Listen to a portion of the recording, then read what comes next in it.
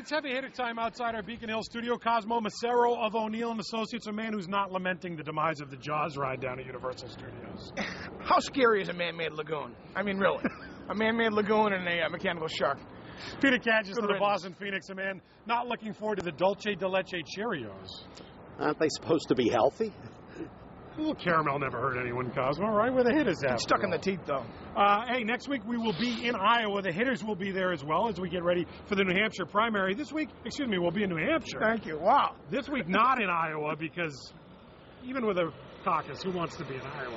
Let's be honest about it. With that being said, the Iowa caucuses are finally here, Cosmo. Latest poll, Paul, Romney, Santorum, all neck and neck. Make some sense out of this thing. Well, I just think over the next week, between Iowa and New Hampshire, someone, Paul, Santorum, Huntsman, someone who will not be the nominee, I think, will be tremendously emboldened and dominate the news because of their performance. And I think we're going to find out some of that today. Romney has a real opportunity here. You've got Iowa, New Hampshire, South Carolina, that race to Florida for January 31st. Yeah, he could essentially wrap it up with really strong performances. But I don't know if he wins in Iowa, but he really has to do well in New Hampshire, as everyone is expecting. Isn't it ironic, Peter, that Mitt Romney is looking for a state and a people that he has no concern or respect for, in my opinion, to propel him to the nomination? Well, some would say that's to be expected. Listen, I think for Romney to do the unthinkable would be for him to break the 25% barrier. That would be a huge accomplishment. That would be it. This thing would be over, I think. Well, it would be close to over. I would say we have to wait for South Carolina. But let's not forget, a year ago, Romney was nowhere in Iowa. Partly by choice, he was running a stealth campaign. But however Romney does, the polls suggest he's going to have a strong showing. I think Ron Paul, in a way, is the guy to watch because he's to watch not for getting the nomination, but a strong performance in Iowa followed by a strong performance in New Hampshire, I think could embolden him to start a third party, which would really have the Republicans worried. I think Peter's onto something there. If Ron Paul does really well in Iowa, it will lead to a boost in New Hampshire. And is that good for the party?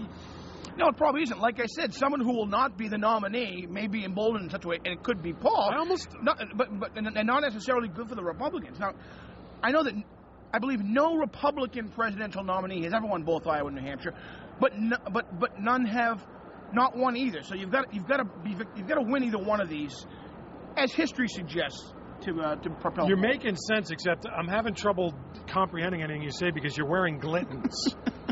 What kind of self-respecting man wears Glittens? I've been wearing these convertible mitten gloves on the hitters for about 7 years. Your wife has a boutique. They're his lucky Glittens. Good luck with those, Cosmo. That's great. Let's lose those in New Hampshire next week, okay? Let's move on. Let's talk about the building behind us because a weird thing happened over the weekend. Speaker of the House, Bob DeLeo, writes an op-ed in the New York Daily News talking about how great Massachusetts is. Number one, why did he do this, Cosmo? Number two, why did the Daily News publish this thing? Number one and number two, I think he's got someone on his staff who's got a friend of the Daily News that said, I'll run that thing. Okay. But to what end? For either of them? Yeah, the piece proposes to attract companies and people to Massachusetts. I agree. The venue is kind of strange. Why not the Wall Street Journal? Why not USA Today or one of the papers in New Hampshire? Again, he's probably got someone over there that did him a favor.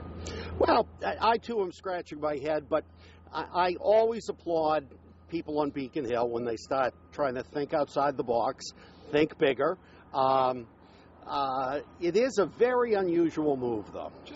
On a New Year's Day, who's reading the New York Daily News on New Year's? But there it is. And I'm not sure the New York readership, which is what the Daily News is the audience to attract people here.